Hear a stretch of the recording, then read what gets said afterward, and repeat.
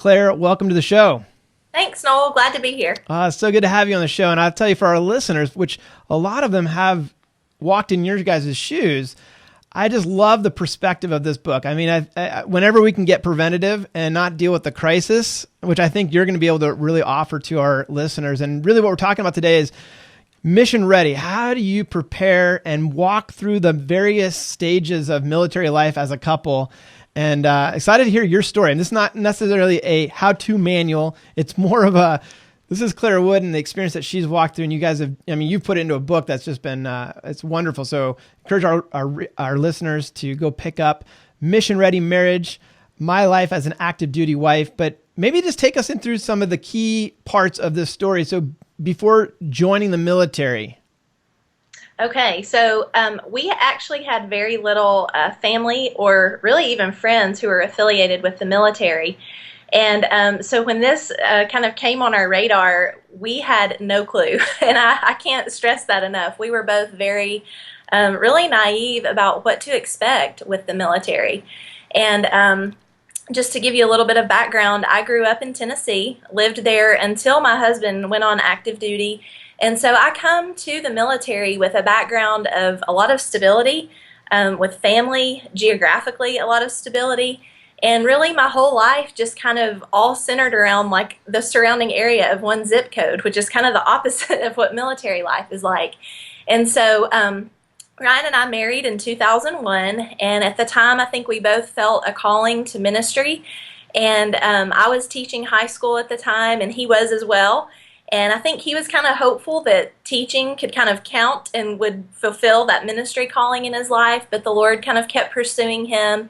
And so after lots of prayer and counsel seeking from those we love and respected, we kind of began to broaden our view of what ministry might look like. And so Ryan enrolled in seminary, and we began working what turned into be about a 6-year stint at my home church on staff.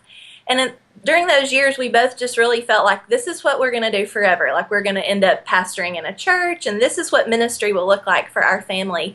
But that's not really how it turned out. And so at the end of 2010, we began to kind of, again, broaden the view of what ministry might look like and kind of submitted ourselves to the application process for Ryan to become a chaplain in the military, thinking, there's no way this is going to happen. Like although he was qualified on paper, we just didn't really think that this would be something that the Lord would steer us to. And it turns out every door that needed to opened at warp speed. And by, I guess, the summer of 2011, he was enrolled and ready to start his first training as a chaplain. So wow. That's kind of backstory.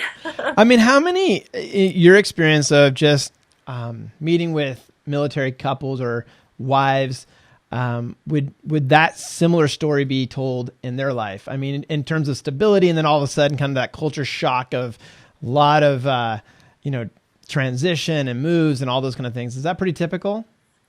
I don't know that it's typical per se. I do know that I've met a lot of people that do have similar backgrounds in terms of kind of being in one particular area. But even the people who that's not their story, that has been kind of a transition for me as well, to meet other people who don't have such an experience, people who maybe kind of married into the military or had parents who were in the military. So I'm hopeful that my story will resonate with those people who are like me, who this was kind of a new thing for. But I've had several who've had different experiences that say my perspective was enlightening to them too. Yeah.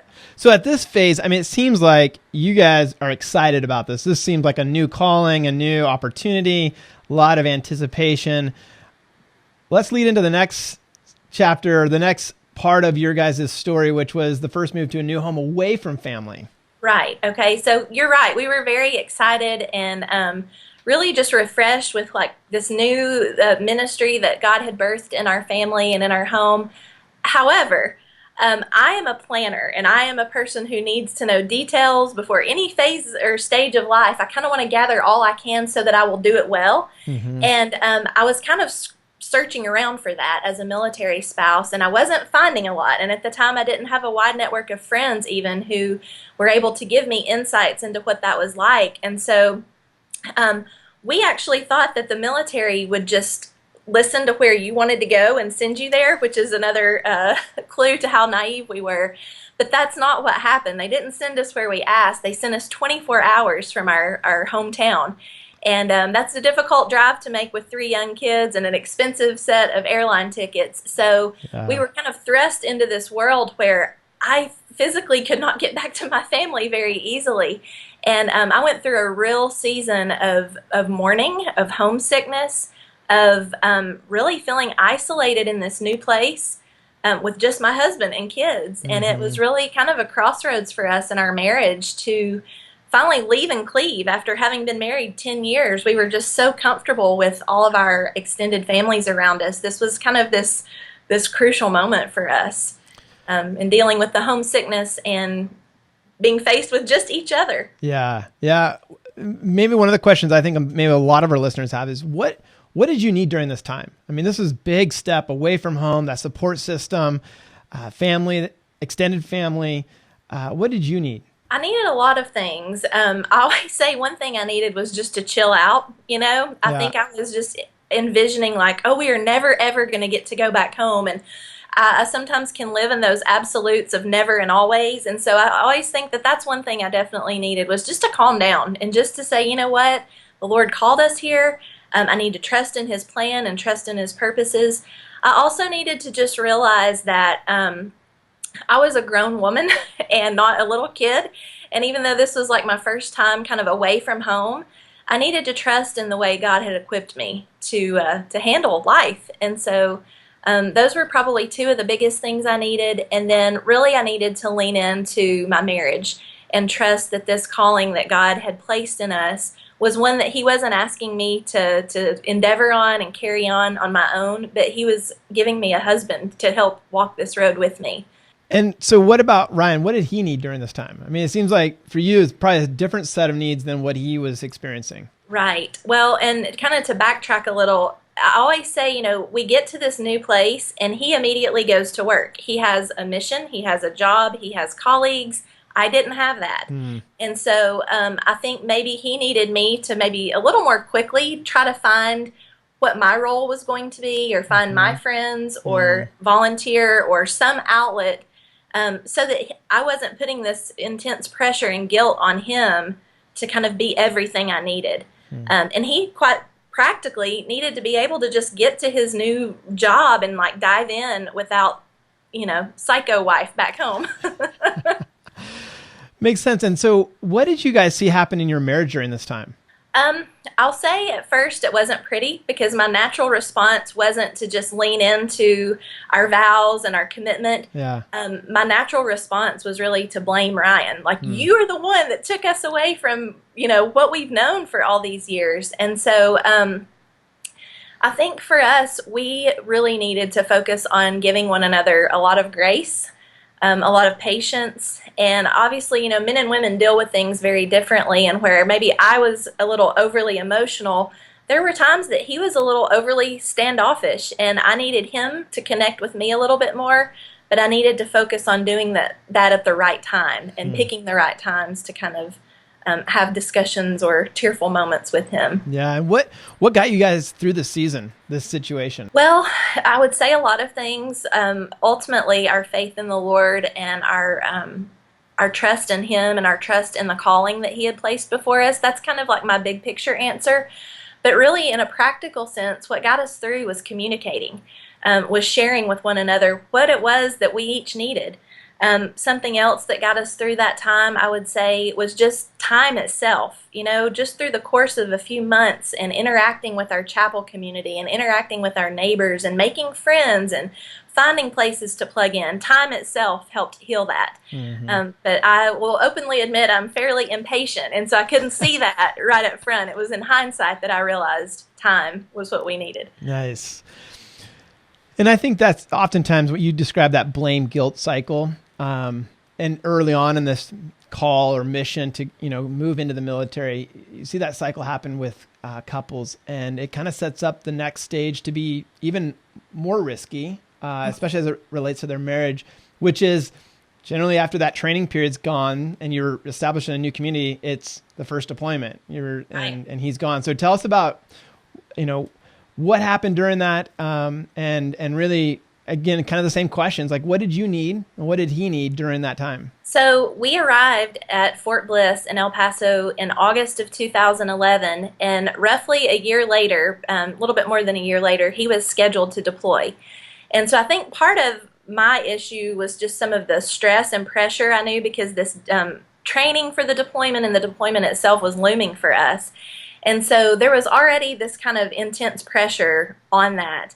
And as I have mentioned a lot in the book, I'm kind of sharing kind of how I did this wrong. But again, I think a lot of times I was putting a lot of pressure on Ryan to be for me what God needed to be for me, or what maybe even friends needed to be for me. I put that pressure on him. And then I put a lot of unrealistic pressure on myself during that time. I'd never been through a deployment before, and I didn't know what that was supposed to look like, but I wanted to do it right and I wanted to do it well. And so I had a lot of expectations on myself for how to send him off, how to be while he was gone, what to do when he came home. And I was wrong in a lot of the ways I expressed that. Yeah.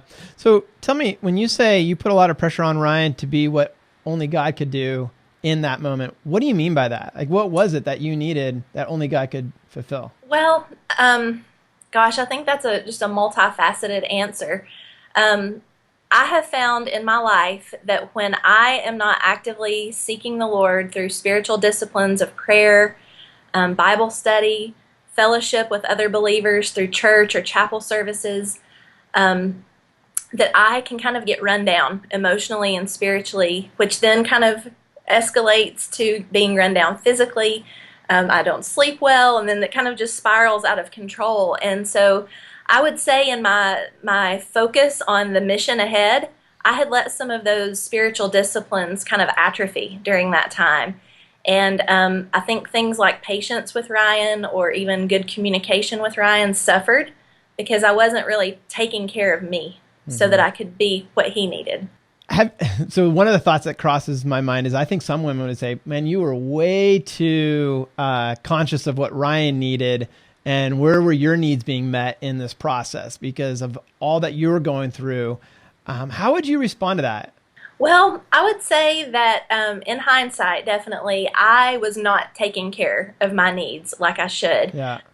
Right as we were transitioning into military life, I also transitioned into homeschooling my kids. So I was kind of two major life transitions going on at once. And at the time, I was not doing a great job of self-care, of taking a night out with my girlfriends when I needed it. I left a very tight-knit community where I was having a book club one night a month, bunco group one night a month. I was a part of a gym. I was exercising regularly. I had free babysitting with grandparents and aunts and uncles all around. And so all of that kind of stopped when we moved, and I wasn't taking care of Claire very much during that time, or at least not in a regular, predictable way. Yeah. Because I was allowing the mission of the Army and this deployment to kind of loom large over our whole home. Yeah. Let's turn to Ryan for a second. What happened, and what were kind of his needs during this time of his first deployment? A lot of new things, kind of the new normal being set downrange.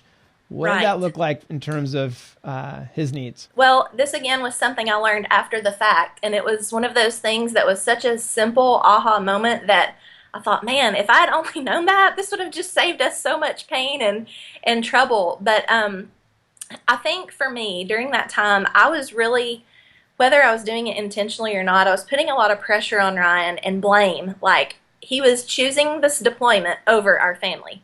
Because he was going, he would not be home with us. And I was thinking of all he was going to miss, how the kids were going to be affected, how I was going to be affected. And so I think I began to treat him in such a way that we weren't really jiving with one another. We weren't really wanting to be around one another. And that was really the opposite of what I wanted. And so he later told me that the main thing he needed during this time was he just needed my blessing, that I understood that he was kind of going for our family. Like, this was part of his service. It wasn't an either or. It wasn't our family or the Army. He was going for our family. And I didn't understand that at all until much later. That's huge. I think that so often there's the unintentional consequences of feeling the need of being left behind, or almost like I have the world over here, you have the world over here, and not connecting those two things. It can leave a lot of resentment and bitterness that begins to build up over time. What got you through this season? What were some of the main things that, given first deployment and a lot of the unknowns, and then some of this other stuff that you've explained, what was it? Well, to me, I think it was a combination of a lot of things. Many military families and couples will tell you that this season leading right up to the deployment is often very tension-filled. It's kind of this push and pull of you're ready for them to go, you don't want them to go, but you just kind of need to go ahead and like rip off the Band-Aid and make it happen. And so really, I feel like once he finally left, that was a help to us because we were finally just doing this. Mm-hmm. Something else that was just huge for me was being surrounded by other military spouses. I found such strength in kind of the community that we had, knowing that we were kind of all in this together. There was something just really powerful in that. And then also just knowing that, like, if something were to happen or if I were to need help, these were going to be my people during this time. Mm-hmm. And they kind of almost became a replacement for the huge family support that we had back home for all those years. These were now the people that were family to us. And so that helped. And then obviously just my faith in God. Even when it was a struggle to make time to be in the Word and make time to fellowship with other believers or spend time in prayers other than, God, help me make it through this day. Ultimately, I know it was the hand of God that helped walk us through that time. Did you deal with fear or anxiety during that time? Oh, yeah. Fear, not as much until we had our first casualty in our brigade. And then that fear of, gosh, Ryan really is in like a dangerous place. And this is, fear of death, his death or injury really became real for me. So that was really more about halfway through the deployment and only began after an actual casualty. But anxiety is actually something I've kind of dealt with most of my life. I'm an intense personality, a feeler, and so it kind of felt like by the time the deployment came around, I was kind of snowballing with the anxiety because I had dealt with this move, this transition, this homesickness, the time of tension leading up, and so I definitely dealt with a lot of anxiety during the deployment and then following the deployment as well. And the reason I ask it is I think a lot of our listeners can relate to that. And was there anything that helped you get through the fear, anxiety of, a lot of those unknowns that you just mentioned? Right. For me, the one thing that always normalizes the fear and the anxiety for me is simply talking to another person who says, you know what? That's kind of normal. It's normal to feel afraid that your husband might die. He's in a war zone. You are normal to feel that way. And so I would say definitely kind of on a day-to-day basis, that was what kind of sustained and helped me.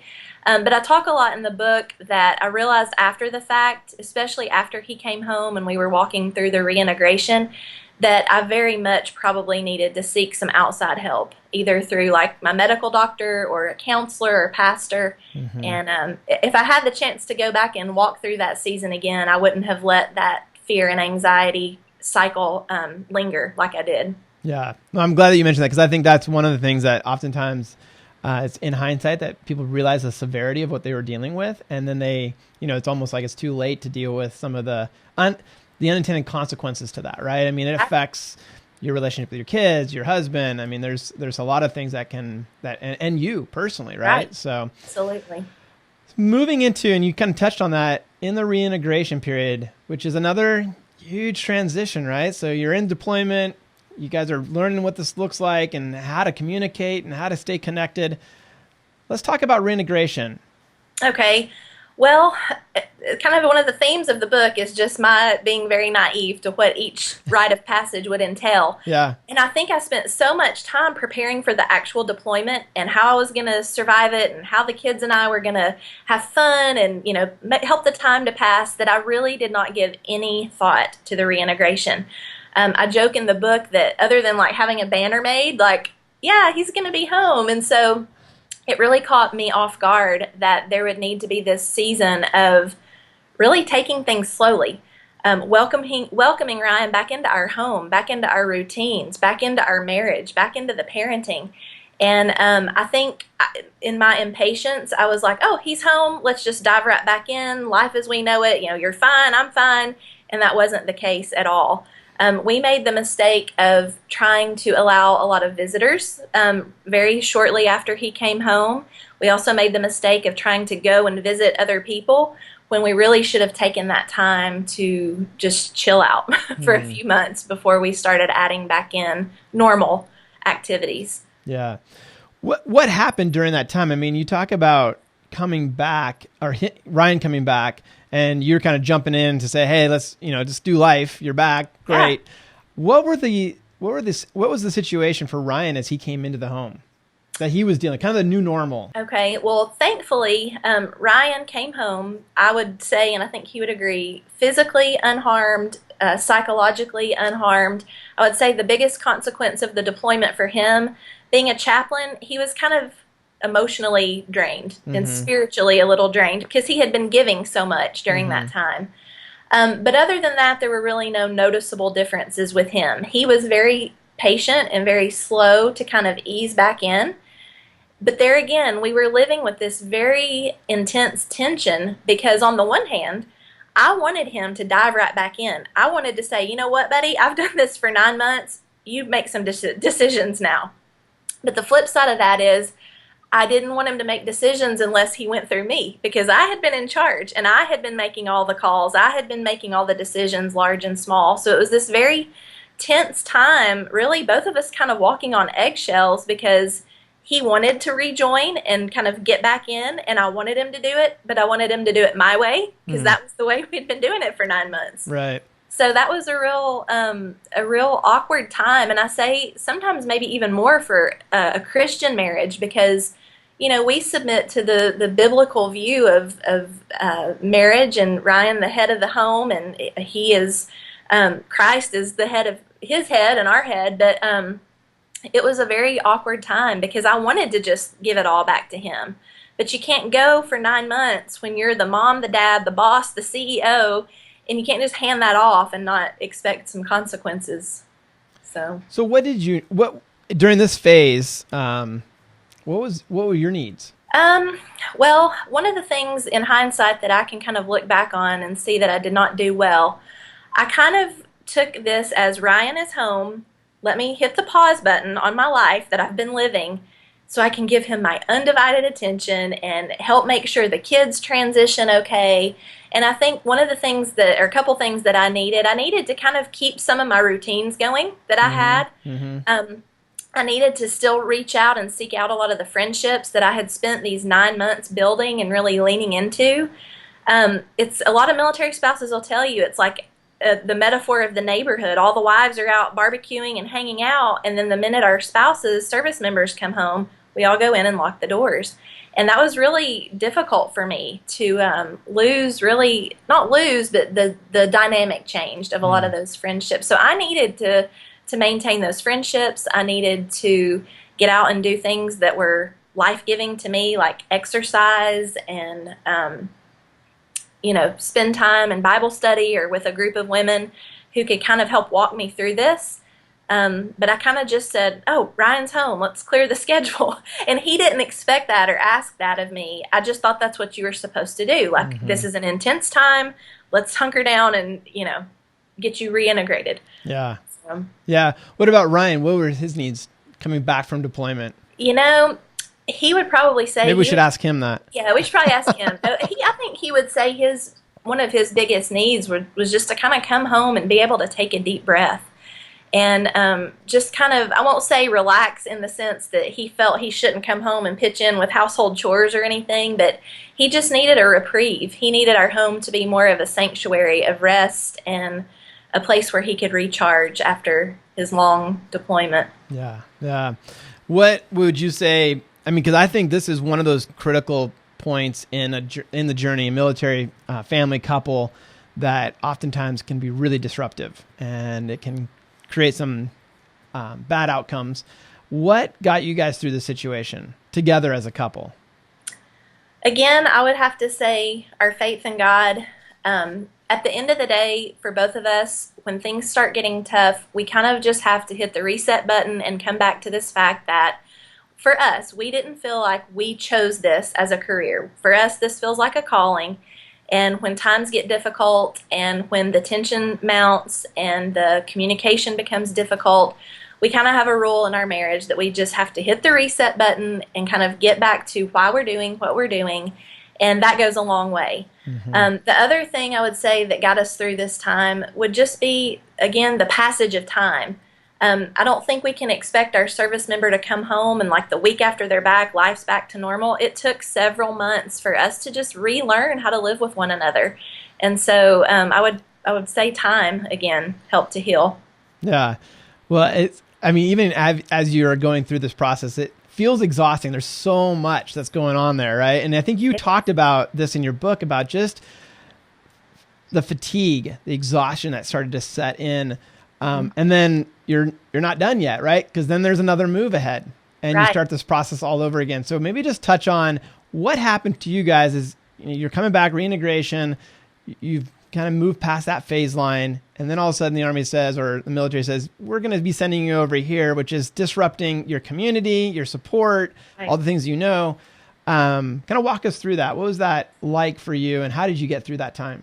Right. Well, I often use the metaphor of military life feeling like you're constantly walking through quicksand.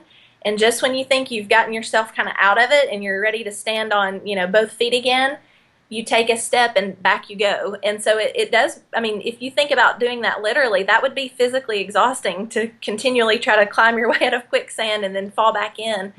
And a lot of times the transitions, as quickly as they come in military life, it feels like that. And it does drain you physically and emotionally and spiritually.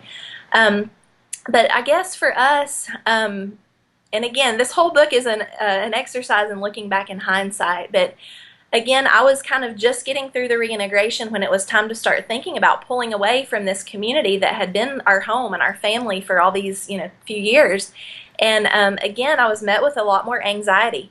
I was worried that, how am I going to stay in touch with these people who have literally walked me through one of the most difficult seasons of my life? How am I going to make friends again? Do I have the energy and the emotion left to pour myself out like that again and be a friend and make a friend and create a home again? And so there was all that apprehension leading up to that move again. But again, with time and God's grace, you realize that you do make new friends and you do stay in touch with the old ones and life does begin again. But I believe you have to be intentional about that. I don't think those things just come to you naturally or happen naturally. You have to advocate for yourself and for your family and do the work, which can be exhausting. But to me, the reward of community and friendships and home outweigh that. Yeah. We haven't really touched on this, but you have 3 little kids through this whole experience. What did they need? I thankfully look back and realize, at least now, they may end up in therapy later, but at least at this point, I feel like they kind of came through all that fairly unscathed. They continued right along as happy-go-lucky kids. Right now, they're 8, 10, and 12, but during these years, they were like, 4, 6, and 8. I think looking back from my perspective, they needed a mom who was taking care of herself and getting the help she needed, whether that was hiring a babysitter, whether that was making regular time to exercise and be a part of a Bible study, whether that was seeking out a regular counseling appointment. Yeah. I think they needed a mom that was taking better care of herself than I was at the time. Yeah. And do you see, I'm assuming that the health of your guys' relationship also played into that. I think the disruption of this with kids is oftentimes seeing the parents at odds, and it's like, man, it's already chaotic enough, and now this is added chaos to some stressful things. So, well, and I think too, and I have to be careful of this. Like I alluded to earlier, when we get to a new place, Ryan goes right to his job and has kind of an instant purpose. And I think sometimes as spouses, especially those of us with children, it can become easy to make our kids kind of an idol. Like that, my kids are my mission. And to some degree, I think that's how God intends it. We're mothers. We're supposed to nurture and care for our kids. But we can kind of take that too far and let that be our only focus. And I think that's something that I have to constantly work to keep in balance. Is that, yes, I'm the mom, I'm the caretaker and the caregiver primarily, but they need to see a well-balanced mom who has health in all areas so that they see that modeled for their own lives. Yeah. So How many deployments have you guys gone through? That's our only one. The only one, okay. The only one, but I know just by the nature of the Army and the world that it's very likely that we will experience another one. Yeah. So trying to keep these lessons fresh in my mind so that I don't make the same mistakes twice. Yeah, for sure. Well, I appreciate you sharing. This is super helpful. And I know for many of our listeners, 2, 3, 4 deployments of walking through this process over and over again. And it's challenging. So when my hat goes off to them, I have a great appreciation and gratitude for what you guys go through, sacrificing really for our freedom. So thank you for that. Sure. And thank you for sharing your story. I think there's nothing more powerful than the story that we can relate to, especially if you're walking in those shoes. And again, I can't recommend enough. Go pick up the book. Will be right below this video, Mission Ready Marriage. Claire, thank you so much for the work that you and Ryan are doing. And we'll hopefully connect here at some point on the ground, because we do seminars all over the place. So it'd be fun to. Where are you guys at right now? We're actually in Augusta, Georgia now. Are you? Okay. Yeah. All right. So we'll be back a little closer to home, but not for longer. So. Very good. Well, hey, have a great one. Thank you so much. Joel. Thanks.